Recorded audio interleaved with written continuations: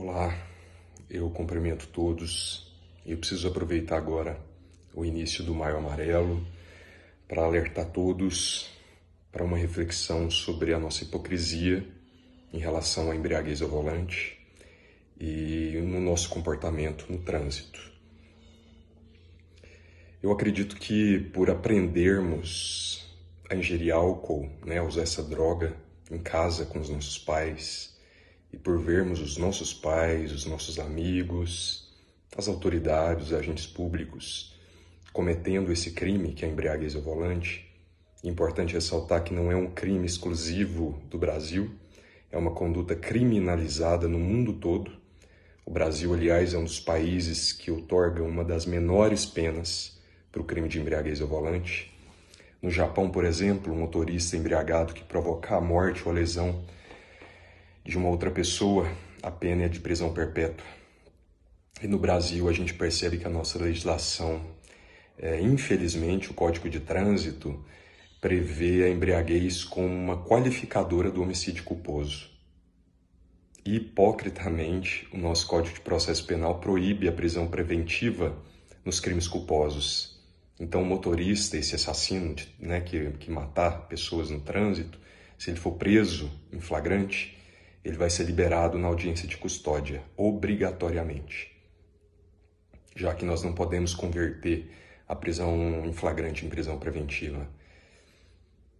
Considerar a embriaguez ao volante como uma causa automática de definição do homicídio doloso é um malabarismo jurídico.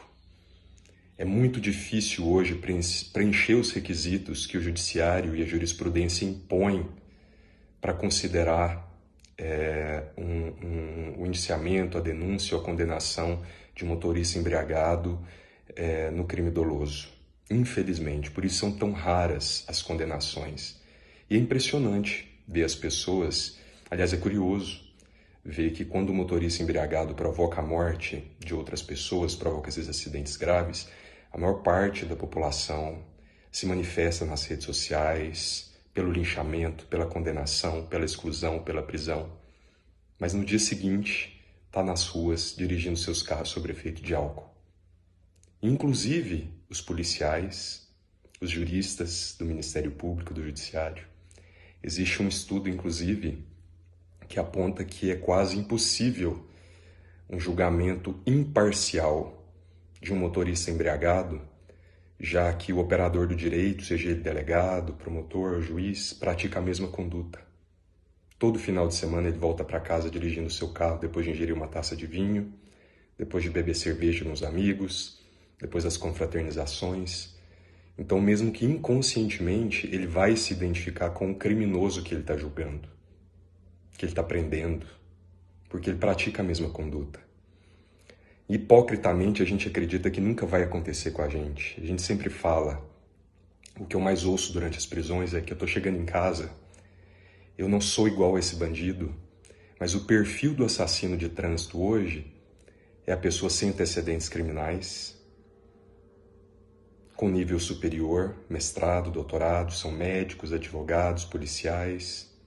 São pessoas que a gente não vê com o perfil, a aparência de bandido. Não é preto, pobre, puta.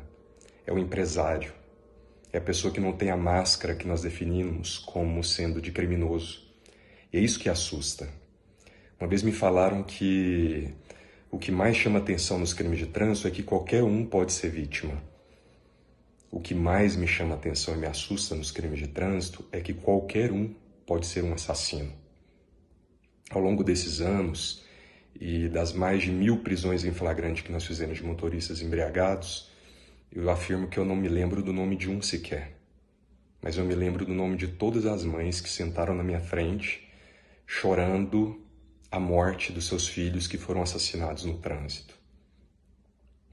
Michele, Gisele, Gláucia, Eliana e tantas outras que marcaram a minha vida e definiram a minha postura no trânsito, no meu trabalho, na minha vida, enfim. Então é impossível deixar essa data passar em branco sem advertir as pessoas, convidá-las a olhar no espelho, porque na igreja, como dizem, todo mundo é santo. No trabalho, em casa, na mesa do sofá, na casa dos amigos, todo mundo é santo. Mas a nossa personalidade é definida, as nossas máscaras caem quando a gente senta atrás do volante de um carro. Aí sim, a gente pode definir quem nós somos enquanto cidadãos.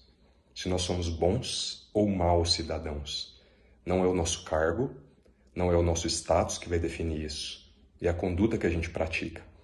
E aí eu preciso convocar as forças de segurança pública, os políticos e gestores, para a gente começar a tratar a embriaguez ao volante com a seriedade que precisa. Os crimes de trânsito, os nossos legisladores também a tratar isso com a seriedade que o assunto necessita. Porque hoje o que eu mais ouço ao prender um motorista embriagado é que a gente deveria prender bandido. Eu ouço inclusive de policiais que nós prendemos, que a gente deveria ir prender bandido. Ora, qual é o bem mais precioso que a gente possui que não a vida? Eu tenho certeza que os pais e familiares daqueles que foram assassinados no trânsito preferiam 1000 vezes ter sido abordados por um assaltante com uma arma de fogo na mão do que por um motorista embriagado. Porque o assaltante, ele leva o celular, a carteira, a televisão, o carro, o dinheiro. Tudo isso a gente recupera, mas a vida não.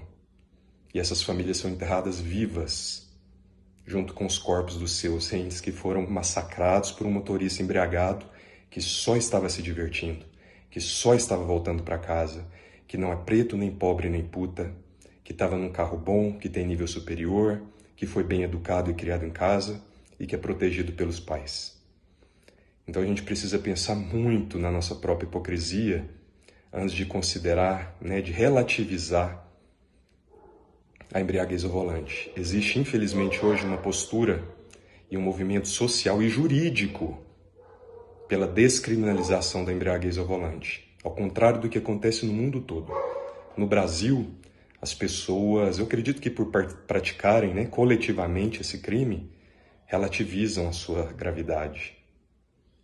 Então, quando a gente resolver sentar atrás do volante, depois de ter bebido cerveja ou vinho, a gente precisa considerar que a gente passa a ser um criminoso, um potencial assassino de trânsito. Porque a única coisa que nos diferencia daquele que vai preso, que mata alguém, é a vítima no percurso. Porque a conduta é a mesma. Eu ouço muito das pessoas, eu não posso ser comparado com aquele que matou. É a mesma coisa. A diferença é do pedestre que passou na frente. Não é acidente. É até redundante afirmar isso, mas não é acidente. Há poucas semanas, aliás, o seu Oswaldo, um idoso aqui em Anápolis, chegava em casa, na calçada de casa, e foi atropelado pelo vizinho que tinha bebido cerveja. Embriagado, ele deu ré para ver no que ele tinha batido, passou novamente sobre o seu Oswaldo e tirou a vida dele. Esse motorista não pôde ser preso, porque ele se apresentou espontaneamente depois na delegacia. A gente conseguiu uma série de evoluções legislativas, mas a punição ainda é muito parca. Tanto é que a maior parte dos presos são reincidentes. Muito comum, ao ligarmos para a família e na delegacia pagar a fiança dos seus filhos, que foram presos dirigindo embriagados, eles se revoltam contra os policiais e não contra o seu filho que praticou um crime.